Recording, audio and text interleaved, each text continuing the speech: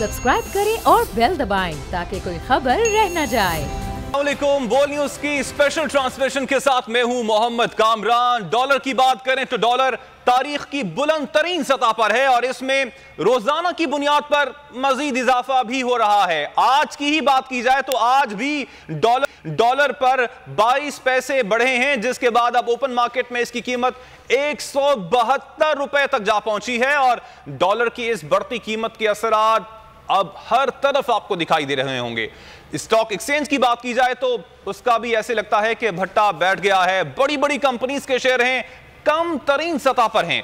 3 माह में 100 इंडेक्स में 4000 से ज्यादा पॉइंट्स की कमी देखी गई है और ओगरा पेट्रोल मजीद महंगा करने की तैयारी में भी है। 5 रुपए 25 पैसे इजाफे की सिफारिश की गई है, जिसके बाद अब खदशा यही है कि डॉलर के इजाफे के साथ शुरू होने वाला यह सिलसिला महंगाई के नए तूफान को जन्म देगा। माशी माहिरीन की बात की जाए तो उनका कहना है कि डॉलर के इस तेजी से ऊपर जाने की वजह करंट अकाउंट खसारा है और मतलब यह है कि बरामदात के मुकाबले में दरामदात में इजाफा है और डॉलर तेजी से ऊपर जाने की सबसे बड़ी वजह यह भी है कि जो वजीर आजम की जानिब से पेशगोई भी की गई थी इस हवाले से कई माह पहले वो कहते थे कि मई में रशकई इकनॉमिक जोन के इफ्तिताह के मौके पर उनका कहना क्या था, वो आपको सुनवाते हैं।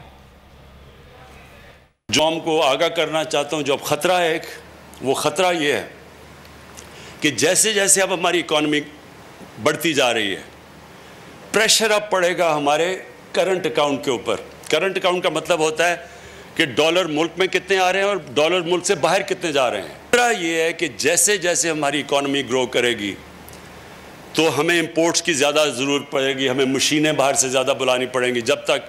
जब तक हमारे मुल्क खुद ये चीज़ें नहीं बनाता, तो ख़तरा ये है कि हमारी जैसी जैसी इकॉनमी ग्रो कर रही है, हमारी करंट अकाउंट के ऊपर प्रेशर पड़ेगा, हमारे मुल्क से ज़्यादा डॉलर्स बाहर जाना शुरू हो जाएंगे बनिस्बत अंदर आने के। तो वज़ीर आज़म का बयान आपने सुना। इस बयान का अगर खुलासा करें तो वो ये दावा कर रहे हैं कि डॉलर में हालिया इजाफा मईशत के लिए मनफी नहीं है बल्कि मुस्बत है, लेकिन डॉलर की कीमतों में इजाफे की सिर्फ यही एक वजह नहीं है। कुछ रिपोर्ट्स की बात की जाए तो अफगानिस्तान में डॉलर की स्मगलिंग को भी एक वजह करार दिया जा रहा है इस इजाफे में, क्योंकि स्टेट बैंक की जानिब से वैसे डॉलर की कीमत को मुस्तहकम रखने के लिए मार्केट में $1.5 अरब इंजेक्ट भी किए गए, ताहम इसका कोई फायदा नहीं हुआ। इस सारी सूरत हाल पर हमने एक रिपोर्ट भी तैयार की है, वो आपको दिखाते हैं।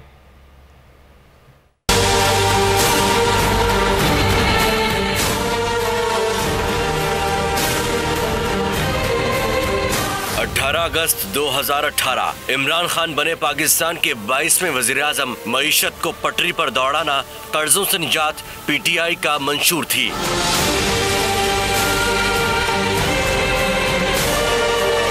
इब्तदाई 50 रोज के दौरान ही डॉलर के मुकाबले में रुपए की कदर 13 रुपए कम हो गई। साल के इख्तिताम पर 123 रुपए का डॉलर 145 और 150 रुपए पर खड़ा था। इसकी बुनियादी वजह ओपन मार्केट में डॉलर की फरोख्त का रुकना और खरीदारी पर जोर बताया गया। 15 जुलाई 2019 को एक बार फिर डॉलर इंटरबैंक मार्केट में 40 पैसे और ओपन मार्केट में 10 पैसे महंगा हो गया और कीमत 158 रुपए पर जा पहुंची।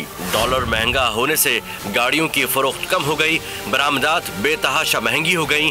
2020 में भी डॉलर की कीमत बढ़ती रही। फरवरी में $1 161 का था, जिसकी वजह कोरोना वायरस के सबब सुकड़ती मुआशी सरगर्मियां, सरमायाकारी में कमी।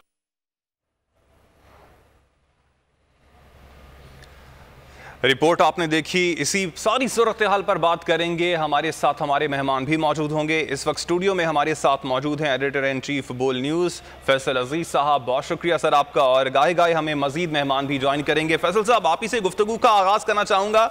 सबसे पहले तो मैं आपसे ये जानना चाहूँगा, आप किस नज़रिए के हामी हैं? ये जो डॉलर की कीमत में मुसलसल इजाफा हो रहा है, 4 माह की बात की जाए तो 17 रुपए इजाफा हो चुका है गुज़श्ता 7 माह में।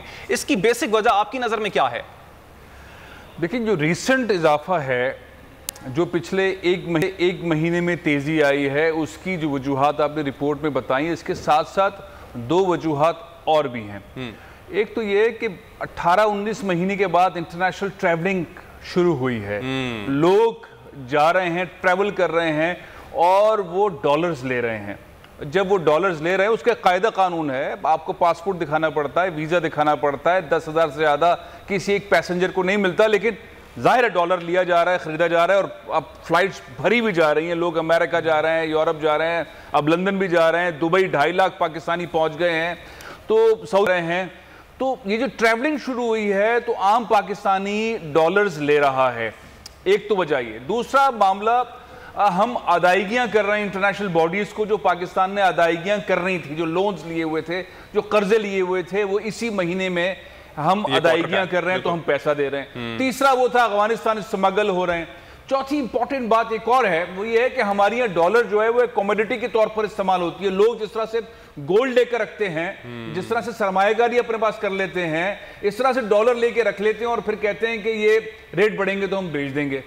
तो आम आदमी, आम सरमायाकार, क्योंकि वो मार्केट, पेट्रोल में इजाफा हो रहा है, महंगाई में इजाफा हो रहा है, ट्रेड के अंदर, ट्रांसपोर्टेशन के अंदर कई हजार गुना इजाफा हो गया है। जो पहले आप एक्सपोर्ट करते थे तो एक कंटेनर आपको 800, 1000 या 1100 डॉलर का मिलता था कराची से अमेरिका भेजने के लिए, यूरोप भेजने के लिए उसका रेंट था। अब वो रेंट जो है वो $8,000, $10,000, $15,000 तक हो गया है। तो ये जो रेंट है, इस सारे सिलसिले में बिजनेस कम्युनिटी भी जो है वो डॉलर को रोक रही है। पांचवी बड़ी बात जो इमरान खान साहब कह रहे हैं, आम आदमी को इससे क्या फर्क पड़ता है कि आप स्ट्रैटेजी क्या प्लान कर रहे हैं। खाने पीने की अशिया महंगी हो रही हैं, चीजें महंगी हो रही हैं, पेट्रोल महंगा हो रहा है, हर चीज के ऊपर एक इम्पैक्ट आया हुआ है। तो वो एक सर्टन एनवायरनमेंट ऐसा क्रिएट हो गया जिससे लोगों को इत्मीनान नहीं है। और गवर्नर, स्टेट बैंक भी दूर फासले पर खड़े हुए हैं, हुकूमत भी फासले पर खड़ी हुई है, उस डॉलर को ओपन छोड़ा हुआ है, तो इसलिए उसका असर आवाम ये समझ रही है, बिजनेस कम्युनिटी ये समझ रही है। हम स्टॉक एक्सचेंज के अंदर भी लोगों से बात करते तो वही समझ रहे हैं कि कोई कंट्रोलिंग अथॉरिटी होनी चाहिए, जैसे कि मुस्लिम लीग नून के दौर में थी। अच्छा बुरा जैसा भी था, लेकिन उन्होंने एक जगह पे रोका हुआ था, उसे ट्रेड हो रही थी, उसको रोका हुआ नहीं है, इसलिए एक्सपोर्ट, इंपोर्ट, स्टॉक, हर चीज के अंदर कुछ पता नहीं है। अभी आप सौदा करते हैं 170 में, अगले घंटे के अंदर 172 का डॉलर होता है। किसी ने 150 में सौदा किया हुआ है एक्सपोर्ट करने का, अब 170 का डॉलर है, तो $20 का वो नुकसान क्यों बर्दाश्त करेगा। इसलिए ये दबाव जो है रुपये के ऊपर है और डॉलर। मुजम्मिल असलम साहब ने भी ज्वाइन कर लिया है, माहिर माशियात में। बहुत शुक्रिया मुजम्मिल साहब आपके वक्त का। सर, क्या समझते हैं, हुकूमती पॉलिसी भी इस डॉलर की प्राइस में इजाफे का हिस्सा है कि डॉलर को ओपन छोड़ा हुआ है, कंट्रोल नहीं कर रही है हुकूमत? देखिए, बात यह कि कंट्रोल उस वक्त की जाती है चीज़ जब आपके इख्तियार में हो। और पाकिस्तान में माजी में जो हमारे जो साबे इख्तियार लोग होते थे वो समझते थे कि उनके इख्तियार में चीज़ है और वो चीज़ों को समझे बगैर जो है प्रोटेक्ट करते थे। मैं माजी में लेके जाऊंगा 2007-8 में, उस वक्त जो है मुशर्रफ साहब की हुकूमत का आखिरी साल था और उन्होंने 5-6 साल बहुत शानदार दिए थे पाकिस्तान मईशत को, और लोगों को बड़ा उसमें जो है फ़ायदा भी हुआ था। लेकिन दुनिया में हालात चेंज हुए, कमोडिटी प्राइसेस जो हैं वो फट गई, और मुशर्रफ साहब ने कोशिश की कि दुनिया में जो भी महंगाई है, मैं अपनी कौम को जो है पहले की तरह सस्ती चीज़ें प्रोवाइड करूँ, चाहे वो हमारे मुल्क में पैदा हो रही हो या ना हो रही हो। तो उन्होंने जो 6 साल में जो मेहनत से जो पैसा कमाया था, वो उन्होंने 6 महीने में जो है पूरे के पूरे ज़खायर खाली कर दिया। और आपको याद होगा 2008-9 में एक बहुत बड़ा माशी बुरान आया था जब पीपल्स पार्टी आ गई थी।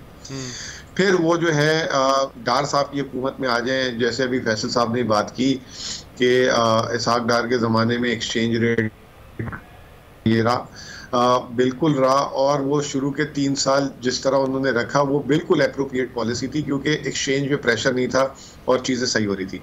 लेकिन आखिरी साल उन्होंने जो है ज़िद की। हमारे यहाँ हम क्योंकि मेरा स्टॉक मार्केट से भी ताल्लुक़ है, तो एक बड़ा लेजेंड किस्म का वर्ड हम यूज़ करते हैं कि मार्केट से ज़िद नहीं करो, ठीक है ना। और इसी तरह अक्सर बड़े कहते हैं कि मौसम से जिद नहीं करो, ठीक है। आप जितने भी सेहतमंद तगड़े हैं, अगर मौसम तब्दील हो रहा है तो मौसम के हिसाब से अपने आप को तब्दील करो, वरना आप बीमार हो जाओगे। तो वहाँ पे जिद की मुस्लिम लीग नून ने, और जो उन्होंने 3-4 सालों में जो पाकिस्तान की मईशत में जो बेहतरी लाए, वो जो है 6 महीने में उनके आखिरी में उनके जाते जाते सब का सब जो है बह गया। अब मुस्लिम लीग नून के बाद पीटीआई की हुकूमत ने भी रीबिल्डिंग शुरू की, और आज से मई तक जो है हमारे हालात बहुत अच्छे थे। दुनिया में जो है एकदम हालात तब्दील हुए। जो फैसल साहब ने बातें की, उसके अलावा मैं कुछ बताता हूँ ये सारी बातों को जमा कर लें एक तरफ, और जो पिछले 2 महीने में जो मैं बात बताऊंगा वो एक तरफ है। फैसल साहब की बातें बिल्कुल ठीक है, 100% ठीक है। दुनिया में ना इस वक्त जो है कोविड के बाद एक सप्लाई डिमांड जो है ना गैप बहुत बड़ा आ गया, और एनर्जी प्राइसेस का तो जिसे कहते हैं क्राइसिस 2008 से बड़ा हो गया। शिपिंग का फैसल साहब ने बताया, खुद बताया। तो आपको छोटी सी मिसाल देता हूँ कि पाकिस्तान का जो दरामदी बिल 5.5 अरब डॉलर मई में था, वो बढ़ के 6.5 अरब डॉलर के करीब हो गया वह सिर्फ 2-3 महीने के वक्फे में। और ये सिर्फ पाकिस्तान में नहीं हुआ, उनका तिजारती खसारा था वो 6.3 अरब डॉलर था, जो अगस्त में बढ़ के 12.5 अरब डॉलर हो गया। अमेरिका का 88 अरब डॉलर हो गया अगस्त में बढ़ के। अच्छा, अमेरिका के पास तो अपने डॉलर है, वो जितने छाप ले उनको किसने मना किया है। भारत के 600 अरब डॉलर के ज़खायर हैं। हमारे अभी जो है बड़ी मुश्किल से रेंग के 20 अरब डॉलर, जो 3 माह की इंपोर्ट के बराबर भी है। अब हुकूमत और स्टेट बैंक के बाद 2 चॉइसेस हैं। एक चॉइस ये है कि जी रुपए को जो है प्रोटेक्ट करने के लिए मार्केट में रुपया फेंकते जाए। अगर हम ये करते हैं तो जो मुशर्रफ साहब के दौर में जो 4-6 महीने में जो है हम बिल्कुल खाली हो गए थे, और डार साहब के दौर में भी आखिरी के 6 महीने में खाली हो गए थे, हमें इस दफा 6 महीने भी नहीं 3 महीने की खुराक है हमारी। तो एक तरफ ये ट्रेड ऑफ है, और दूसरी तरफ जो है ट्रेड ऑफ ये है कि आलमी हालात पाकिस्तान के खिलाफ ये महाज बना अफगानिस्तान वाले इशू में, तो हम अपने ज़र मुबादला के ज़खायर को जितना महफूज रख सकें जितनी देर तक, वो हमारे हम किसी के पास जाएं तो वो हमें ब्लैकमेल तो सर जो पीछे जो 1.5 अरब डॉलर जो इंजेक्ट किया गया मार्केट में स्टेट बैंक की जानिब से, क्या समझते हैं कि वो सही फैसला फिर नहीं था? देखें, बात यह है कि 1.5 अरब डॉलर, अगर पहली बात तो ये कि आप एक रिपोर्टर की बात पे बात कर रहे हैं, इसकी तस्दीक लाएं लेकर आए पहले, नंबर 1। और अगर तस्दीक है भी तो स्टेट बैंक ने देखा एक दफा टेस्ट करके कि वो नहीं उस 1.5 अरब डॉलर से काम हुआ, तो अगले 3 अरब डॉलर जाया करने की क्या जरूरत है। मुझे एक बात बताएं ना, अगर एक दवा काम नहीं कर रही तो इसका मतलब ये है कि आप समझ जाएं चीजों को। वही वाली बात आपको जो मैं कह रहा हूं कि अगर आप बाजार से जिद करेंगे ना तो आप हारेंगे ही हारेंगे। और इस वक्त जो सूरत हाल है और इस वक्त जो आलमी पसमंजर चेंज हुआ है, मैं आपको छोटी सी मिसाल दे देता हूँ। एक साल में तेल की कीमतें 90% बढ़ी हैं, गैस की कीमतें 200% बढ़ी हैं, कोल की कीमतें 200% बढ़ी हैं। ये तमाम खुर्दों ने, वो जो खुर्दनरी तेल है जो हम खाते हैं, उसकी जो है 100% से ज़्यादा बढ़ी हैं। तो ये तमाम वो चीज़ें जो बाहर से आती हैं, ये हुकूमत घर से नहीं लाती, और उसको अगर हम मंगा रहे हैं तो उसके लिए एक ज़र मुबादला चाहिए। तो अभी आप कहते हैं अगर स्टेट बैंक हमारी आपकी ख्वाहिश पूरी कर लेता है, रुपये को यहाँ पे कंट्रोल कर लेता है, तो 3 महीने बाद फिर आप 200 रुपए ले लें, 250 रुपए का ले लें, जब आपके पास कुछ नहीं होगा। तो बेहतर यह है कि आज ही जो है लोगों को इन ऑर्डर ले आया जाए। मैं ये समझता हूँ कि यहाँ पे हुकूमत थोड़ी सी कमजोर हुई है, इनको ये मैसेज कम्युनिकेट करना चाहिए, समझाना चाहिए, और आप लोगों के थ्रू समझाना चाहिए, क्योंकि आप लोग जो है आप लोग होते हैं जो ओपिनियन बनाते हैं। अब जबरदस्ती अगर आप करेंगे तो आपके पास वसाइल होने चाहिए, और वसाइल हमारे पास है नहीं। That's a very unfortunate बात। 200 रुपए डॉलर की जो बात कर रहे हैं, ये तो बहुत पहले से शुरू हो गई थी, जब पहली बार डॉलर ने उड़ान भरना शुरू की थी कि आगे ये 200 तक जाएगा, गो के अब ये 171 तक पहुंच भी चुका है। मेरे साथ ही मौजूद रहेगा, मैं चाहूंगा कि खुर्रम शहजाद साहब को भी शामिल गुफ्तगू किया जाए। हमें ज्वाइन किया है माहिर माशियात हैं, बहुत शुक्रिया खुर्रम शहजाद साहब आपके भी वक्त का। सर, क्या समझते हैं जो कोरोना की बात की जा रही है कि ये जो करेंसी में, खासतौर पे पाकिस्तानी करेंसी में उतार चढ़ाव देखा जा रहा है, इसकी एक वजह कोरोना की वजह से इंटरनेशनल सूरत हाल भी है, क्या समझते हैं ऐसा ही है? दूसरा, अगर दीगर करेंसी से पाकिस्तानी करेंसी को अगर मवाजना किया जाए, खासतौर पे बांग्लादेश की बात की जाए, वहां पे भी तो कोरोना आया था, करेंसी वहां पे सस्टेन कर रही है, दीगर हालात और अपनी जगह, लेकिन करेंसी सस्टेन कर रही है। देखें, इसमें जो इम्पोर्टेंट फैक्टर है वो ये है कि हम इंपोर्ट्स को तो ऑफ कोर्स नहीं रोक सकते। तकरीबन कुछ 70 से 80% हिस्सा ऐसा है इंपोर्ट्स का जो कि हमें लाजमी इंपोर्ट करना है अपनी इकॉनमी को एक सर्टन लेवल पे चलाने के लिए। दूसरी बात यह है कि इंपोर्ट्स ऑफ कोर्स बढ़ रही हैं, और जो है मंथली इंपोर्ट्स बहुत ज़्यादा हो रही हैं, जिसकी वजह से आपका डॉलर जो है वो अप्रिशिएट कर रहा है। और तीसरी चीज़ ये आपने कहा कि जी हमारी करेंसी की परफॉर्मेंस जो है किस तरह से, ऑफ कोर्स हमारी करेंसी की परफॉर्मेंस रीजन में वर्स है, और इसकी वजूहत हैं, जैसे हमने कहा कि जी इंपोर्ट्स बढ़ रही हैं। पॉइंट ये नहीं है कि इंपोर्ट्स बढ़ रही हैं या फिर हमारे पास डॉलर कम है। पॉइंट ये कि जो सोल्यूशन है वो ये है कि डॉलर का फ़्लो कैसे बढ़ाया जाए, कैसे इनफ्लो बढ़ाया जाए। अब वो 2-3 तरीके से बढ़ता है, या तो आप कर्जा ले लें, या आप एक्सपोर्ट को बेहतर कर लें, या आप इन्वेस्टमेंट जो है वो ले आएँ। तो ये तीनों एरियाज़ जो हैं वो इसमें हम मोर और लेस, खासकर डेट में तो हमारे पास कर्जा तो हमारे पास आ रहा है, लेकिन हमारे पास एक्सपोर्ट्स और इन्वेस्टमेंट का एरिया है जो हमें बहुत बेहतर करना है, बहुत इम्प्रूव करना है। और एक्सपोर्ट का हमारा पोटेंशियल बहुत अच्छा है। आपने देखा है इंफॉर्मेशन टेक्नोलॉजी में $2 बिलियन लास्ट ईयर आए, फिर हमने टैक्स में रद्दोबदल किया तो उसमें स्लो डाउन होना शुरू हो गया। तो पॉलिसी इनकन्सिस्टेंसी का ज़रा प्रॉब्लम है हमारे यहाँ, ज़रा नहीं काफ़ी हद तक है। उसकी वजह से वो ट्रांसलेट नहीं होता बेहतर एक्सपोर्ट्स में। स्ट्रक्चरल इशूज़ हैं, एनर्जी के प्रॉब्लम्स हैं, महंगी एनर्जी भी इंपोर्ट अभी हो रही है, थोड़ा हम डिलेड डिसीजंस हमने लिए हैं, और गवर्नेंस के थोड़े इशूज़ हैं। तो ये सब चीज़ें अगर हम बेहतर करें आहिस्ता आहिस्ता, तो ये जो इंटरनेशनल फैक्टर्स हैं इस पे हम काबू तो नहीं पा सकते, हम काफ़ी हद तक इस अपने आप को एटलीस्ट वो शील्ड्स क्रिएट कर सकते हैं जो बांग्लादेश ने की हैं, जो इंडिया ने की हैं। तो ये हो सकता है। तो हमारी अपनी मैनेजमेंट में मैं कहूँगा थोड़ा फुकदान है, उसे बेहतर करना है, गवर्नेंस को बेहतर करना है, और प्लानिंग थोड़ी हमें बेहतर करनी है, ताकि हमें ये नज़र आए कि अगले 6 महीने में एनर्जी की रिक्वायरमेंट क्या है, या साल में क्या है, डॉलर की रिक्वायरमेंट आगे क्या आ रही है, किस तरह से हमें जो है उस पर रिएक्ट करना है या किस तरह से रिस्पॉन्ड करना है। तो पॉइंट ये है कि इनफ्लोज कैसे बढ़ाना है, एक्सपोर्ट्स, इन्वेस्टमेंट्स, और एक लॉन्ग टर्म डेट जो होता है उसको फिर किस तरह से इन्वेस्ट करना है। और मैं ये कहूँगा कि सबसे बड़ी चीज़ हमारी फिस्कल पॉलिसी है। फिस्कल पॉलिसी में हमारे जो अखराजात हैं वो अभी भी काफ़ी ज़्यादा हैं, और जो टैक्सेस हैं वो अभी भी सही जगह जो है शायद नहीं लगते। तो उसका एक इम्बैलेंस है, एक पब्लिक फाइनेंस काफ़ी वीक है हमारे। वो अगर बेहतर होते तो उसका नेचुरल इम्पैक्ट जो है वो इंपोर्ट्स पे और रुपी या जो भी करेंसी होती है उसकी जो है वो वॉलेटिलिटी में, चेंजेस में, स्टेबिलिटी में नज़र आता है। ठीक, हमारे साथ ही मौजूद रहेगा फैसल साहब। अब यहाँ पर जो अफगानिस्तान की सूरत हाल में वो यकीनन डिस्कस करना चाहूँगा। पाकिस्तान क्या तैयार नहीं था? पाकिस्तान जो सूरत हाल हमारे पड़ोस में पैदा हुई उसके बाद की सूरत हाल की वजह से भी हमारी जो करेंसी है उसको मुतासर किया है उस सूरत हाल ने। तो पाकिस्तान क्या तैयार नहीं था, और पॉलिसी आप क्या देखते हैं आगे पाकिस्तान की होनी क्या चाहिए? देखिए, अफगानिस्तान के ऊपर तो अमेरिका भी तैयार नहीं था, तालिबान खुद तैयार नहीं थे, अशरफ गनी भी तैयार नहीं था। वो तो अशरफ गनी जिस तरह भागे हैं, तो मसालेहाती कमेटी के जो रूवे रवा थे अब्दुल्ला उन्होंने मुल्ला क्या नाम था, मुल्ला याकूब को फ़ोन किया, जो मुल्ला उमर के साहबजादे जो डिफेंस मिनिस्टर हैं, उनसे रब्ता किया कि अब यहाँ से सब भाग चुके हैं, आप अंदर आ जाए, नहीं तो यहाँ पे कत्लो गारत हो जाएगी। तो तालिबान तो इस तरह गए, तो किसी को भी नहीं मालूम था। और अब जो सिनेरियो हो रहा है, स्मगलिंग को कितना रोकेंगे, डॉलर यहाँ से अफगानिस्तान जा रहा है, उनको डॉलर चाहिए, स्ट्रैटेजी क्या है, अब क्या बन रही है? असल सवाल वो है जो आपने बाद में पूछा है। मेरे ख्याल है दोनों माहिरीन भी इसके ऊपर जो है वो अपना नुक्ता नज़र का इजहार करेंगे, तो चीज़ समझ आएगी कि पाकिस्तान को यहाँ से या पिछले 6 माह से और अगले 6 माह और 1 साल और 2 साल तक, जब तक कि हुकूमत इलेक्शन नहीं हो रहे, तब तक शॉर्ट टर्म, मिड टर्म और लॉन्ग टर्म पॉलिसी बतानी चाहिए, अवेयरनेस क्रिएट करनी चाहिए। जो एक्सपोर्टर है वो परेशान है। मैं कराची के एक्सपोर्टर्स, फैसलाबाद के, लाहौर के, शेखुपुरा के, उन लोगों से राब्ते में, वो डरे हुए हैं।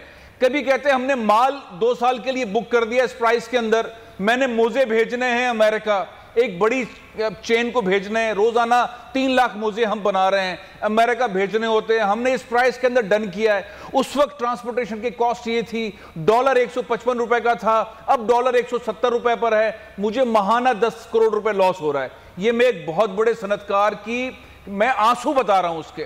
कराची में भी ये सूरत हाल है, शेखुपुरा में भी ये सूरत हाल है। गवर्नमेंट को चाहिए, जो मुजम्मिल साहब कह रहे थे, असल में अगर आप लोगों को आगाह नहीं रखेंगे, उनको प्लानिंग का नहीं बताएंगे, उनको स्ट्रैटेजी डिस्कस नहीं करेंगे, तो वो तो प्लान नहीं कर सकेंगे बिजनेस अपना। अगर आप सब ट्रेड ही जो है वो डॉलर्स में कर रहे हैं, और किसी भी पाकिस्तान के सेक्टर को ये नहीं मालूम कि डॉलर के साथ क्या होने वाला है, और सब एक दूसरे को देख रहे हैं और कुछ समझ नहीं आ रहा, और सियासत हो रही है मुस्लिम लीग नून की, पीपल्स पार्टी की और पीटीआई की, और इलेक्शन ऐसे होंगे और फलाना ऐसा होगा, और जो असल चीज है इकोनॉमी उसको नजरअंदाज किए जाएंगी सारी पार्टीज, तो फिर अचानक से जाके हम गटर में गिरेंगे जैसे अभी हम गिर रहे हैं। तो स्ट्रैटेजी ये है कि short term, mid term, long term strategy बताई जाए, सनतकारों को पता हो, चैम्बर को पता हो, एफपीसीसीआई को पता हो, स्टॉक एक्सचेंज वालों को भी चीजें पता हो, इस सबको एक लूप में लेके लोगों को बताएं कि सारी दुनिया में ट्रांसपोर्टेशन कॉस्ट बढ़ गई है, अमेरिका में अब सामान ऐसे नहीं जाएगा, इंपोर्ट पे हमें यहां फंस रहे हैं। और ये चीजें बताना इसलिए जरूरी है कि इसको बताए बगैर हम निकल नहीं सकेंगे, हम छुप के नहीं निकल सकते। पेट्रोल और ऑयल और इसकी कीमतें बढ़ रही हैं, हम कान छुपा के निकल जाएंगे, ऐसा नहीं होगा। हमें बताना चाहिए, बताना पड़ेगा। शौकत तरीन साहब बताएं, इमरान खान साहब बताएं, फवाद चौधरी साहब बताएं, एक कैंपेन चलाएं, लोगों को, कौम को बताएं, बिजनेस कम्युनिटी को बताएं। अदरवाइज हम जिस अंधेरे में जा रहे हैं हम नुकसान के अलावा कुछ नहीं उठाएंगे। ठीक। अच्छा मुजम्मिल साहब, वो वजीर आजम साहब तो हमेशा से यही कहते हैं कि आपने घबराना नहीं है, तो मौजूदा सूरत हाल में आपको लगता है कि हुकूमत घबरा गई है? कुछ पॉलिसी आपको लगता है, नजर आ रही है कि जो बनाई जा रही है करंट सूरत हाल को मद्देनजर रखते हुए, जिस तरह की फैसल साहब भी बात कर रहे हैं कि एक शॉर्ट टर्म, फिर लॉन्ग, मिड टर्म और फिर लॉन्ग टर्म पॉलिसी सामने आनी चाहिए, इस तरह की पॉलिसी आप मुस्तकबिल करीब में आते हुए देख रहे हैं?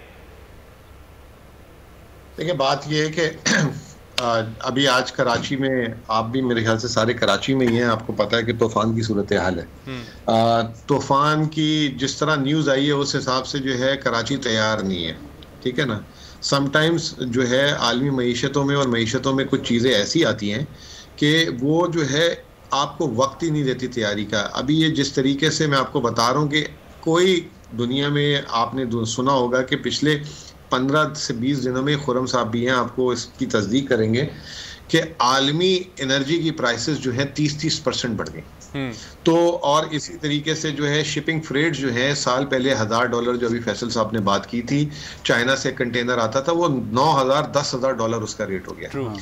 तो जिस तरीके से आलमी तब्दीलियां हुई हैं, पाकिस्तान के बस की बात ही नहीं है कि उसकी तैयारी जो है एकदम कर ले। अब लेकिन जो मैं सराहता हूँ इस हुकूमत की चीज़ों का, कि माजी में जैसे मैं कह रहा था कि हमारे हुक्मरानों ने जिद की थी कि कहीं ये ना हो कि पब्लिक से उन्हें बुरा भला सुनना पड़े, और उन्होंने क्या किया, जो हमारे बफर थे उनको जो है ज़ाया कर दिया। इन्होंने क्या किया कि ये जिद नहीं कर रहे, और ये सबसे अच्छी चीज़ है। ये आवाम को समझाना मुश्किल काम है। जैसे एक बच्चा जिद कर रहा होता है कि ये जो है फलां चीज़ दिलाओ, और बाप की जेब में पैसे नहीं होते, तो वो बच्चे को नहीं बात समझ आ रही होती, लेकिन बाप जो है बजाय उधार पकड़ के बच्चे की ख्वाहिश पूरी करके ज़िंदगी भर जलील हो, वो जो है जिद नहीं कर रहा है। इस तरह यही मैशियत की इस वक्त मिसाल है। स्टेट बैंक ने देखा कि उसके बस की बात नहीं है, ये जो आलमी जो तूफान आ रहा है उसको बर्दाश्त करे, उसने रुपए को लूज कर दिया ताकि लोग जो है अपनी मिकदार कम कर दें दरामद की। कुछ लोग जो है अपने आप को वो करें, जो है उसमें एहतियात करें, बचत करें। दूसरी तरफ आपने देखा एकदम ये हुआ कि गाड़ियों की जो है लीजिंग की जो पॉलिसी है उसको चेंज कर दिया गया। इंपोर्ट में अब जो है कैश मार्जिन की बात हो रही है। आज सुबह FBR का स्टेटमेंट आ गया, गाड़ियों की ड्यूटियां बढ़ा दी गई हैं। तो ये तमाम इकदामात के साथ साथ जो अब खुरम ने एक बात की थी कि आपको पैसा भी अरेंज करना है, क्योंकि अभी शॉर्ट टर्म में एकदम ये चीज़ आ गई। तो उसकी आपने कल सुना होगा कि शौकत तरीन साहब ने फ्लोर ऑफ द असेंबली बोला कि हमने सऊदी अरब से जो है डेफर पेमेंट पे ऑयल की बात कर लिए, 2 से 3 दिनों में अमाउंट भी सामने आ जाएगा। आज सुबह जब हमने अखबार खोली तो वर्ल्ड बैंक ने $400 मिलियन अप्रूव कर दिए। 12 तारीख को जो है फिर हमारा IMF के जो है वजीर खजाना जा रहे हैं, अगर छठा रिव्यू हो गया तो हमें वहां से $1 अरब की किस्त आ जाएगी। तो हम जो है इस बुरे टाइम को, क्योंकि ये देखिए जो इस वक्त जो आलमी महंगाई है ना, ये जिंदगी भर नहीं रहेगी, ये आप सब समझ लें बात। ये एक शॉर्ट टर्म फिनोमेना है। एनर्जी शॉर्टफॉल्स हो गई हैं, उसमें प्राइसेस स्पाइक कर गई हैं। ये मुतासिर हम किस खेत की मूली हैं? भारत बोल रहा हूँ, अमेरिका, यूरोप में, इंग्लैंड में सिर्फ 6 जो है बिजली की तरसीलात की कंपनियां डिफॉल्ट की हैं 1 महीने में। स्पेन से लेकर इटली तक जो है उन्होंने जो है बिजली की कीमत इतनी बढ़ गई कि अब उन्हें कह रहे हैं कि हुकूमत कुछ बर्दाश्त करे। अमेरिका ने ओपेक को कल लिख दिया कि भाई आप अपनी तेल की पैदावार बढ़ाएं। यूरोप ने रशिया को बोल दिया कि आप खुदा के वास्ते गैस की जो है तरसीलात हमारी तरफ ज्यादा बढ़ाएं। और चाइना ने लोड शेडिंग का बोल दिया अपने कारखानों को कि आप जो है या तो लोड शेडिंग करें या कारखाने बंद कर दें, क्योंकि उनकी बिजली कोयले से बनती है। तो ये चीजें हमें समझने की जरूरत है, हमारे के हम किस खेत की मूली हैं। इन मुमालिक में जो है इस वक्त असरात इतने बुरे आ चुके हैं, लेकिन अगर हमारी आवाम ये कहती है कि उनको जो है बेड पे जो है सारी चीजें सर्व कर दी जाए, तो ये हमारे बस की बात नहीं है। और अगर ये बात नहीं, अगर ये हुकूमत जो है इनको खुश करने के लिए चलेगी तो ये आवाम उससे ज्यादा परेशान हो जाएगी कुछ अरसे बाद। तो ये थोड़ी सी परेशानी अभी ले लें, बेहतर है, बजाय ये कि पछताएं बाद में। ठीक है, हमारे साथ ही मौजूद रहेगा मुज़म्मिल साहब। खुरम शहजाद साहब, अब जो मुज़म्मिल साहब बात कर रहे थे वो कोरोना के बाद की सूरत हाल है, और वो इंटरनेशनली तौर पे तमाम ममालिक को, बड़े बड़े ममालिक को भी दरपेश है। लेकिन अगर हम बात करें इस हुकूमत में आने के बाद की, और इससे पहले जो कुछ दावे किए गए, 90 दिन में तब्दीली की बात की गई, मुआशी टीम के होने की बात की गई, बाद में फिर वजीर खजाना जिस तरह तब्दील होते रहे, क्या समझते हैं कि ये हुकूमत कोई पॉलिसी देने में नाकाम रही है? इसकी वजह भी है जो इस वक्त मौजूदा सूरत हाल से मुल्क गुजर रहा है, या फिर कोरोना की बात ही आप करेंगे कि क्योंकि इंटरनेशनल चीज़ें जो हैं वो चेंज हो रही हैं, इंटरनेशनली चीज़ों पर बहुत दबाव है, हर तरफ महंगाई है, तो पाकिस्तान में होना कोई अचंभे की बात तो नहीं है? देखिए, ये बात तो बिल्कुल ठीक है कि कोरोना से पहले जो है हमारे हालात डिफरेंट थे। कोरोना के दरमियान तो मैं ये कहूँगा कि हम ज़्यादा ब्लेस्ड रहे रिलेटिवली, क्योंकि हमारे यहाँ आउटफ्लोज कम हुए और इनफ्लोज जो है वो अपनी जगह रहे, और रिज़ल्ट ये हुआ कि डॉलर का जो फ्लो था वो बेहतर हुआ हमारे यहाँ, और करेंसी पे उसका इम्पैक्ट जो है वो पॉजिटिव आया, और उसके में फवाद थोड़ी कमी भी हुई, उसके रफ्तार में थोड़ी कमी भी हुई, इंटरेस्ट रेट्स को नीचे किया गया, जिसकी वजह से आपके यहाँ एक रिकवरी आना शुरू हुई, और आपने देखा कि सारे जो कमोडिटी सेक्टर्स हैं उनमें जो है वो वॉल्यूम्स में इजाफा हुआ। तो देखें, एक हमारा रिकवरी तो बड़ा अच्छा एक पीरियड रहा है। अब इसको हमने सिक्योर, इसको हमने प्रिजर्व करने की हमें ज़रूरत है। इस रिकवरी को हम कैसे जो है आगे परपिचुएट कर सकते हैं या इसको बढ़ा सकते हैं, बेहतर कर सकते हैं। तो ये आपकी बात सही है कि जो हमारे यहाँ तब्दीलियाँ हुई हैं ओवर द लास्ट 3 ईयर्स, ये एक इशू रहा है, क्योंकि एक इंसान जब किसी पोजीशन में आता है तो वो एक प्लान के साथ आता है, और फिर वो प्लान करता है, और उसके बाद वो एक लॉन्ग टर्म एक सोच होनी चाहिए कि चाहे वो फाइनेंस मिनिस्टर हो, चाहे स्टेट बैंक गवर्नर हो, चाहे FBR के चेयरमैन हो, चाहे बोर्ड ऑफ इन्वेस्टमेंट के हो, चाहे कोई भी क्रूशियल इदारा हो जो इकॉनमी और फाइनेंस से रिलेटेड है, तो नेचुरली उसका एक इम्पैक्ट होता है कि आप एकदम से किसी शख्स को चेंज करते हैं तो उसके सारा जो प्लान होता है वो चेंज हो जाता है, और वो उसने जिसके साथ जो है इंटरेक्शन किया हुआ होता है इन्वेस्टमेंट के लिए या फॉलो अप्स के लिए, वो सारा ऑफ कोर्स जो है वो डिस्टर्ब होता है। तो ये तो एक प्रॉब्लम रहा है, ये जेन्युइन प्रॉब्लम है। जहाँ तक ये बात है कि कोशिश नहीं हो रही, ऐसा नहीं है, कोशिश बिल्कुल हो रही है। स्टेट बैंक ने अपने एक्शंस लिए हैं, स्टेट बैंक ने रेट को बढ़ाया है, स्टेट बैंक ने ऑटो फाइनेंसिंग पे कर्व्स लगाए हैं, स्टेट बैंक ने मार्जिन कैश की मार्जिन जो है इंपोर्ट्स के वो बढ़ाए हैं। देखिए, वो अपनी जगह एक ग्रेजुअल स्ट्रेंथ में ही जाएगा, वो एक एग्रेसिव जाएगा तो वही हाल होगा हमारा कि जो हमने 13.25% पर रेट देखा, और इन्फ्लेशन भी बढ़ी, और साथ साथ में ग्रोथ भी हमारी 1.5-2% बल्कि नेगेटिव भी हुई। वो कोविड का बहुत बड़ा इम्पैक्ट उसका था। तो पॉइंट ये है कि यहाँ से ऑनवर्ड्स हमें क्या करना चाहिए। ये बिल्कुल सही बात है कि इंपोर्ट्स पे जो है वो इस वक्त महंगे कंटेनर्स आ रहे हैं। मुज़फ़्फ़र ने बिल्कुल पॉइंट आउट सही किया कि वो इतने महंगे इंपोर्ट्स जो है कंटेनर्स हो रहे हैं। पहले कराची और शंघाई अगर आप देखें तो शंघाई टू कराची अगर एक कंटेनर $2000 का आता है, वो आज वो $20,000 का है। तो पॉइंट ये तो उसकी वजह से इंपोर्ट में जो आउटफ्लोज हैं वो ज़्यादा हो रहे हैं। अब स्टेट बैंक को क्या करना चाहिए, उसका रोल पहले इसमें कि स्टेट बैंक जो स्पेकुलेटिव फैक्टर्स हैं इसमें उसको न्यूट्रलाइज करें। स्टेट बैंक ने किया भी है, $1.2 बिलियन डालें या $500 मिलियन डालें या $3 बिलियन डालें, व्हाटएवर द नंबर इज़, उन्होंने कुछ इंटरवेंशन किया, और ये उसका रोल है। इसे हमें पॉलिटिसाइज नहीं करना चाहिए। स्टेट बैंक का ये रोल है कि जब भी करेंसी में इंस्टेबिलिटी आती है बिकॉज ऑफ स्पेकुलेटिव फैक्टर्स, वो इंटरवीन करता है। वो इंटरवेंशन गलत नहीं है, उसका रोल है, पूरी दुनिया में ऐसा होता है। लेकिन जहाँ तक इस चीज़ का ख्याल है कि डिमांड और सप्लाई पे इंटरवेंशन करना, वो मेरे ख्याल में ठीक नहीं है, और वह स्टेट बैंक ने की भी नहीं है। और ये देखें, ₹1 के नुकसान तो हैं कि हम इन्फ्लेशन को इंपोर्ट कर रहे हैं, हमारे कर्जे बढ़ जाएंगे, उसकी अदायगियाँ किस तरह से होंगी। लेकिन ऑन दी अदर एंड रुपी को रोकने से इंपोर्ट्स जो है वो न्यूट्रलाइज नहीं होंगी, उसकी ग्रोथ न्यूट्रलाइज नहीं होगी। तो जितना रुपी गिरेगा उतना इंपोर्ट्स नेचुरली न्यूट्रलाइज होंगी, डिमांड कम हो सकती है। लेकिन मैंने जैसे पहले कहा कि 70-80% तो डिमांड हमारी इनइलास्टिक है रिलेटिवली। हम बहुत ज़्यादा इंपोर्ट्स को रोकने की कोशिश करेंगे, हमारा जो है वो टैक्स भी कम हो जाएगा, फिस्कल प्रॉब्लम्स बढ़ जाएंगे हमारे यहाँ, फिर दोबारा डेट हमें लेना पड़ेगा, तो उस ट्रैप में हम फंसे रहेंगे। ये अच्छी खबर है कि सऊदी अरेबिया ने दोबारा से जो है डेफर्ड ऑयल पेमेंट पे जो है हमें ऑफर किया है।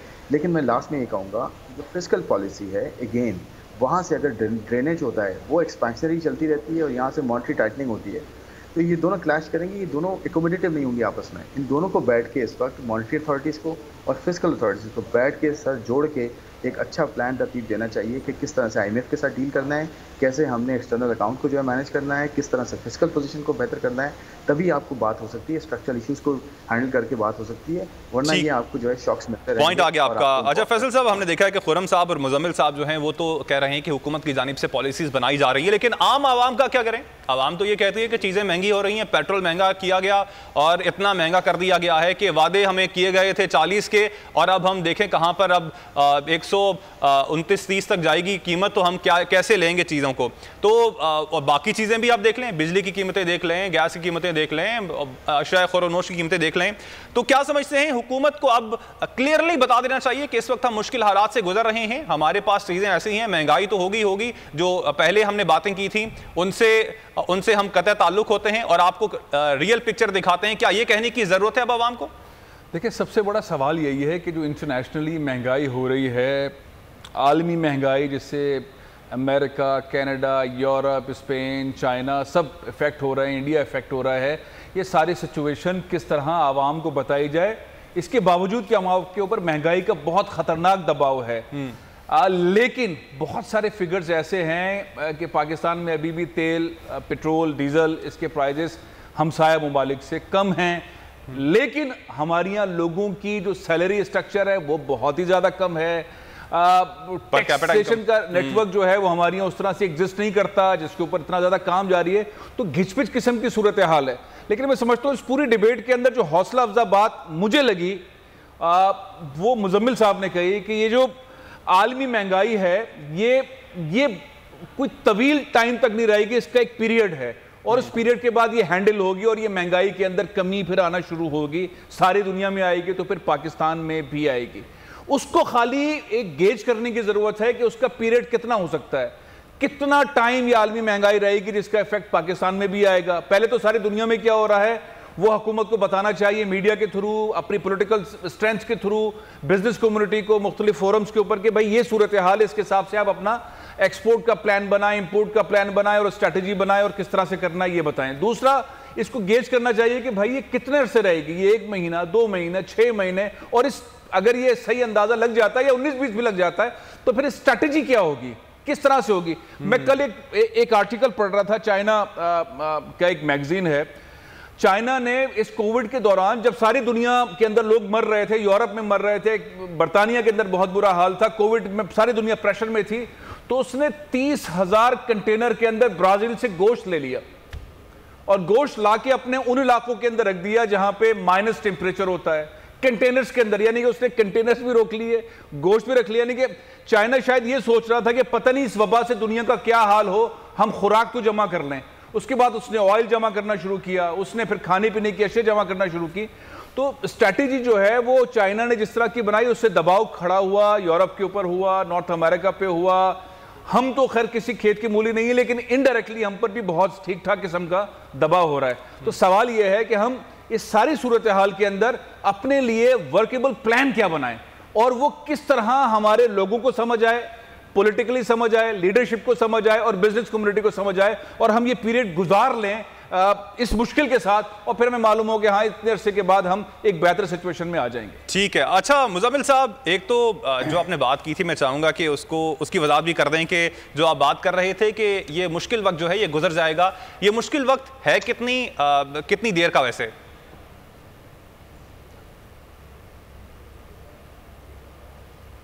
मुजम्मिल साहब, कैन यू हियर मी?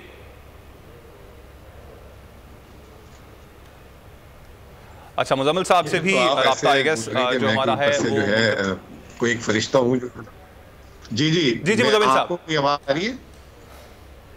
जी मुजम्मिल साहब, आपसे मैं सवाल कर रहा था कि जो आपने मुश्किल वक्त गुजरने की बात की कि ये मुश्किल वक्त है, ये थोड़े वक्त का है, तो ये डिफाइन कर सकते हैं आम आवाम के लिए कि चले मुश्किल वक्त है, हमने गुजारना है, तो ये कितना एक मुश्किल वक्त होगा जिसको गुजारने के बाद हमारे हालात बेहतर हो जाएंगे?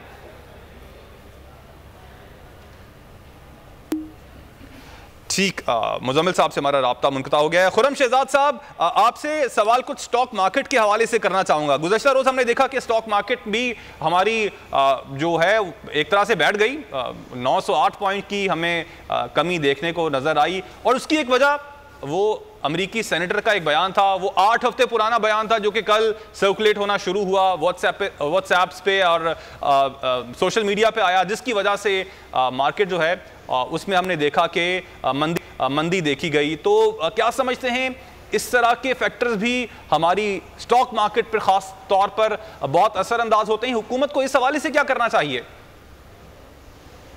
देखिए, ये स्पेकुलेटिव फैक्टर्स होते हैं और पुरानी न्यूज़, मैं ये कहूँगा इनएफिशिएंसी हमारी मार्केट की कि पुरानी न्यूज़ पे अब रिएक्ट हुआ है। लेकिन एक और चीज़ देखने की कि इन्होंने बिल जो है पेश अभी मेरे ख्याल में एक दिन पहले किया है, तो वो एक पुरानी न्यूज़ थी और एक अपडेटेड भी है। तो ये टोटल पुराना नहीं था, लेकिन ये हुआ कि पुरानी न्यूज़ को भी शामिल करके बीच में स्पेकुलेशन जो है होती है। देखिए ये होता है हर मार्केट में, ऐसा नहीं हमारे मार्केट। सर वो ऑपोजिशन पार्टी है, ऑफ कोर्स वो रिपब्लिकन पार्टी के सेनेटर ने कुछ बोला, वो ऑपोजिशन पार्टी हुकूमत पर तनकीद तो करेगी ही, और उसमें जी मैं ये कह रहा हूँ कि देखें ये कोई ऐसी एक्स्ट्राऑर्डिनरी चीज़ नहीं है, कोई ऐसी नहीं है कि कभी हुई ना हो।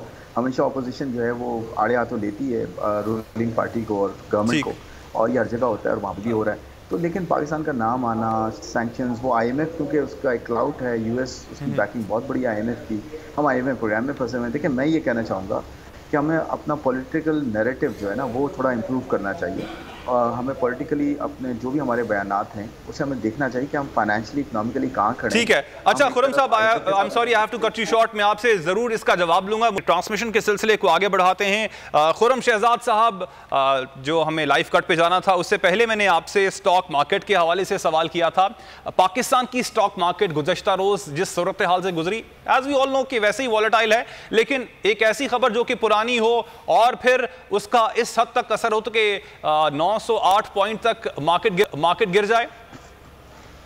नहीं देखें, वो तो मैंने जैसे पहले कहा कि खबर पुरानी तो थी, बट साथ में नई डेवलपमेंट्स भी हुई हैं। जो रिपब्लिकन्स ने बिल को पेश भी किया है और उसको जो है वो कांग्रेस में पेश किया है और उसको जो है डिबेट के लिए दे दिया है। तो मेरे ख्याल में ये कल फॉरेन मिनिस्टर साहब ने हमारे क्लियर भी किया है कि उसमें क्या क्या चीज़ें हैं। और देखें ये अपोजिशन करती है, ये कोई नई चीज़ नहीं है। हर जगह की अपोजिशन, जैसे मैंने पहले कहा कि वो इसी तरह की चीज़ें करती है। और ऑफकोर्स अफगानिस्तान से विड्रॉल हुआ है 20 साल के बाद, तो वो इस तरह की बातें तो होंगी। बट पाकिस्तान का रोल क्या है? पाकिस्तान ने अपनी डिप्लोमेसी को किस तरह से सीधा करना है, कैसे स्मार्ट तरीका अपनाना है, किस तरह से IMF के साथ भी डील करना है, at the same time US के साथ भी जो है वो डिप्लोमेसी कंटिन्यू करती है। चाइना के साथ भी हम हमारे रिलेशन बहुत स्ट्रॉन्ग हैं। तो ये सब चीज़ों का एक बैलेंस क्रिएट करना है, ये है पॉइंट। तो अगर ये नहीं होगा और साथ में करेंसी भी आपकी बहुत ज़्यादा जो है वो डिवैल्यू होती रहेगी, और साथ साथ में आपके करंट अकाउंट डेफिसिट के इश्यूज़ होंगे, आपके फिस्कल पॉलिसी में प्रॉब्लम्स होंगी, पब्लिक फाइनेंसेस वीक होंगे, तो नेचुरली इन्वेस्टर का कॉन्फिडेंस जो है वो कम होगा। तो इसमें जैसे पहले हम बात कर रहे थे कि कम्युनिकेशंस बड़ी इंपॉर्टेंट है, गवर्नमेंट की तरफ से कम्युनिकेशंस बड़ी इंपॉर्टेंट है, फाइनेंस मिनिस्ट्री की तरफ से, स्टेट बैंक की तरफ से और गवर्नमेंट की तरफ से इन जनरल, कि क्या सी सूरत हाल है, कैसे हम आगे लेके चल रहे हैं। और अपना पॉलिटिकल नैरेटिव हमने बड़ा जो है वो इंक्लाइन करना है, वो इसके साथ अलाइन करना है कि हमारी इकोनॉमिक एंड फाइनेंशियल प्लानिंग क्या है, किसके साथ हम बात कर रहे हैं। IMF के साथ बात कर रहे हैं, IMF के साथ अगर हम जो है अपना प्रोग्राम रिज्यूम करवाना चाहते हैं, उसकी वजह से हमारी फंडिंग की रिक्वायरमेंट जो है वो आसान होंगी, तो हम उस हिसाब से पॉलिटिकल नैरेटिव भी लेके चलें। अगर हम ये समझते हैं कि नहीं जी हमें IMF की ज़रूरत नहीं है और हम ऑन आवर ओन जो है चल सकते हैं, तो फिर हम अपना पॉलिटिकल नैरेटिव बिल्कुल बहुत एग्रेसिव रख सकते हैं। तो मेरे से पॉइंट ये है कि दोनों को एक अलाइनमेंट की ज़रूरत है, जिसकी वजह से इन्वेस्टर का कॉन्फिडेंस बेहतर हो सकता है और इस तरह के आपको स्पेकुलेटिव फैक्टर्स भी कम मिलेंगे और जो है मार्केट में स्टेबिलिटी भी आएगी। ठीक है, आपको पॉइंट आ गया। फैसल साहब, क्या समझते हैं कि पाकिस्तान को की हुकूमत को इस अलाइनमेंट के लिए क्या क्या इकदाम उठाने चाहिए? साथ साथ में पेट्रोल प्राइसेस के हवाले से भी आपसे सवाल करना चाहूँगा। 123 अभी है, आज बात की जा रही है कि 5 रुपये इजाफे की समरी पेश की गई, तो 28-29 तक चला जाएगा। तो आगे असरात हमारी महंगाई पे, आवाम पे, वो कहाँ पे जाते हुए देख रहे हैं, और मज़ीद भी पाकिस्तान को सफ़र करना पड़ेगा, पाकिस्तान की आवाम को? कामरान, असल में पेट्रोल के प्राइजेस दुनिया भर में किस तरह की हैं, हमारे हमसाया ममालिक में कितनी है, पाकिस्तान में कितनी है, हुकूमत को क्या फ़ैसला करना पड़ रहा है और उससे आवाम पे कितना दबाव आ रहा है और महंगाई में कितना इजाफा होगा, और ज़ाहिर है मुसलसल हो रहा है। हुकूमत जब प्राइस बढ़ाती है तो फिर वो जो एक पॉलिटिकल स्टांस क्रिएट करना चाहिए, दुनिया को बताना चाहिए, पाकिस्तानियों को बताना चाहिए कि हम किस मजबूरी हाल में गुजर रहे हैं, वो नहीं है। अब यही पार्टीज़, यही लीडर्स, ख़ास तौर पे जो इस वक्त मिनिस्टर्स हैं, ये अपोजिशन में जब थे तो पेट्रोल प्राइजेस के ऊपर, उस पर लगने वाले टैक्सों से मुतालिक बहुत दबंग किस्म की तकरीरें करते रहे हैं। आज जब ये खुद ही पैसे बढ़ाते हैं तो लोग यकीन नहीं करते। लोग कहते हैं पहले असद उमर साहब आपने ये कहा था, इमरान खान साहब आपने ये कहा था, आपने बिल जला दिए थे, आपने कहा था ये होगा महंगाई से। तो वो नैरेटिव का जो क्लैश है ना पिछला और अब, वो आवाम को समझ नहीं आ रहा। तो सबसे अहम मसला ये है कि जो इस वक्त इकनॉमिक सूरत हाल है, जो एक्सपोर्ट की सूरत हाल है, जो डॉलर की सूरत हाल है, स्टॉक एक्सचेंज की सूरत हाल है, महंगाई की और पेट्रोल की, सब एक दूसरे के साथ कनेक्टेड हैं। इसके ऊपर हुकूमत को बात करनी पड़ेगी, इमरान खान साहब को भी बात करनी पड़ेगी, शौकत तरीन साहब को बात करनी पड़ेगी, फवाद साहब को बात, बेशक अपोजिशन कुछ भी कहे लेकिन ये लोगों को समझाएं। जाहिर है महंगाई को तो ये नहीं रोक पा रहे, हुकूमत नहीं रोक पा रही, अब जितना लंबा टाइम है ये, लेकिन कम से कम लोगों को सूरत हाल से आगाह करें ताकि वो ज़हनी तौर पर इन चीज़ों के लिए तैयार रहें, मज़ीद तैयार रहें और महंगाई के लिए तैयार रहें। लेकिन सर अब यहाँ पे सवाल ये उठता है कि जब तैयारी की बात की जाएगी तो आगे से वही बात है कि आवाम कहेगी कि आपने वादे कुछ और किए थे, और जब हम कंपैरिजन पे जाते हैं तो फिर हम अपने आप को कंपेयर करते हैं बड़े बड़े ममालिक से जहाँ पे पर कैपिटा इनकम भी और है, वहां पे वो पाकिस्तान की पर कैपिटा इनकम से उसको मिला नहीं सकते हैं। तो इस चीज को कैसे जस्टिफाई करेंगे कि वहां पे आम आदमी पर आवर का इतना कमा रहा है और यहाँ पे पूरे दिन में उतना नहीं कमा सकता है? ये बात तो बिल्कुल दुरुस्त है, लेकिन बहरहाल फिर भी हुकूमत के पास ऑप्शन यही है कि लोगों को बताना पड़ेगा। बेशक बुरा भला कहें इमरान खान साहब को, असद उमर साहब को, ये ABC किसी भी हुकूमती रहनुमा को, उसको बुरा भला कहें, लेकिन हुकूमत के पास ये ऑप्शन नहीं है कि खामोशी से पेट्रोल की, डीजल की कीमतों में बढ़ा दी जाए, कीमतें बढ़ा दी जाएं और किसी को ना बताया जाए। बताना पड़ेगा, नहीं बताएंगे तो रिएक्शन ज़्यादा खतरनाक होगा, अपोजिशन के पास बोलने के लिए बहुत कुछ होगा, एक अजीब सा एनवायरनमेंट मुल्क के अंदर क्रिएट होगा। ये बताने की ज़रूरत है, और साथ ही ये भी बताने की ज़रूरत है कि चाइना में क्या हो रहा है, UK में क्या हो रहा है, इंडिया में क्या हो रहा है, बांग्लादेश में क्या हो रहा है, और हमें इस मुश्किल रास्ते से निकलना है। इस मुश्किल रास्ते से हुकूमत अकेले नहीं निकल सकती, आवाम को अपने नैरेटिव के साथ लेकर, तकलीफ दे नैरेटिव है लेकिन उसके साथ लेकर निकले, और साथ ही बिजनेस कम्युनिटी को हमेशा अपने साथ रखे सारी सूरत हाल में, ताकि फैसले ठीक हो सके। ठीक है, अच्छा लास्ट क्वेश्चन खुर्रम साहब आपसे करना चाहूंगा। पाकिस्तानी हुकूमत के पास अब इस वक्त मौजूदा सूरत हाल से निकलने के लिए ऑप्शंस क्या क्या मौजूद हैं? और इससे पहले गो के मुजम्मिल साहब ने ये बात की थी कि जल्द ही ये मुश्किल वक्त गुजर जाएगा, आप भी क्या ये समझते हैं कि ये जो मुश्किल वक्त है ये गुजर जाएगा, या फिर आवाम तैयार रहे, आगे बद से बदतर ही होगी चीज़ें? नहीं, मेरे ख्याल में बद से बदतर तो नहीं होनी चाहिए, एक स्टेबिलिटी आनी चाहिए। लेकिन देखें, मैं ये शायद ये पॉइंट के जी बहुत जल्दी ख़त्म हो जाएगा ये कोई कहा नहीं जा सकता। दुनिया में जो है वो शॉर्टेजेस सालों चली हैं, और जिन कंट्रीज़ ने अपने आप को मैनेज किया है प्रॉपर्ली, उन्होंने जो है वो सर्वाइव किया है। जो मैनेज नहीं कर सकते उनके लिए ऑफ कोर्स प्रॉब्लम्स होती हैं, और हमारे एंड से मैं समझूंगा कि हालात जो भी हों, आपको अपने आप को मैनेज करना पड़ेगा। आपकी गवर्नेंस ठीक नहीं है, आपकी पब्लिक फाइनेंसेस ठीक नहीं है, आपकी एक्सटर्नल पॉलिसी जो है उसमें अभी भी फ्लॉज हैं, और इम्प्रूवमेंट आपको लानी चाहिए। आपको टाइमली डिसीजंस लेने चाहिए। LNG देखें प्राइसेस कहाँ से कहाँ चली गई हैं, और हमने जो है हमेशा उसमें डिलेड डिसीजन दिए हैं, तो ये सारे हमारे प्रॉब्लम हैं। हमने फिर होता ये कि अगर फॉरेन इंटरनेशनल फोर्सेस जो हैं, जो डिमांड सप्लाई है वो चेंज होती है, तो जो तैयार नहीं होता उसको ज़्यादा इम्पैक्ट करती है बनिस्बत उसके जो तैयारी करके बैठा होता है। तो ये तो हमारे ऊपर है ना कि हम अपनी तैयारी कितनी अच्छी करते हैं। हमें पता है हमारी डिमांड कितनी है, हमारे पास सप्लाई कितनी है चीज़ों की, हम किस तरह से इंपोर्ट कर रहे हैं, क्या नंबर्स आ रहे हैं, हर चीज़ का ट्रैक रखना तो पॉलिसी मेकर्स का काम है। तो ये कहना कि जी वो हमारा कसूर नहीं, ये तो बिल्कुल वो नहीं है, हमारा कसूर इनफैक्ट ज़्यादा है, क्योंकि ये इंटरनेशनल फोर्सेस तो आपके हाथ में नहीं है, आप खुद को तो मैनेज कर सकते हैं। तो कहने का मतलब ये है कि ये हमारी जो है वो नाअहली कह लें जो भी है, कि हम जो है वो बहुत डिलेड डिसीजंस ले रहे हैं और टाइम पे नहीं ले रहे, उसका हम कमियाजा भुगत रहे हैं, और एक आम आदमी भी उसका इम्पैक्ट पड़ा। मैं ये समझता हूँ कि काफ़ी हद तक जो एक महंगाई की एक लेयर है एक्स्ट्रा, वो इस वजह से आती है कि आप डिसीजन टाइम पे नहीं लेते, तो उससे काफ़ी बेहतरी हो सकती है। अगर आप डिसीजन टाइम पे लें तो इस तरह के फैक्टर्स आपको कम इम्पैक्ट करेंगे। तो ये है मेरा पॉइंट। ठीक है, तैयारी की बहुत ज़रूरत है और क्लियरिटी की भी बहुत ज़रूरत है। हुकूमत को शफाफ तरीके से आवाम को बताने की ज़रूरत है कि इन चीज़ों से हम गुजर रहे हैं, ये मामलात हैं और इतना आपको सफ़र करना पड़ेगा। जो पहले हमने वादे किए थे वो शायद उसको आप पॉलिटिकल वादा कह सकते हैं, लेकिन अब सूरत हाल कुछ ऐसी है और इससे हम ऐसे निकलने के लिए इक़दाम कर रहे हैं। सब्सक्राइब करें और बेल दबाएं ताकि कोई खबर रह न जाए।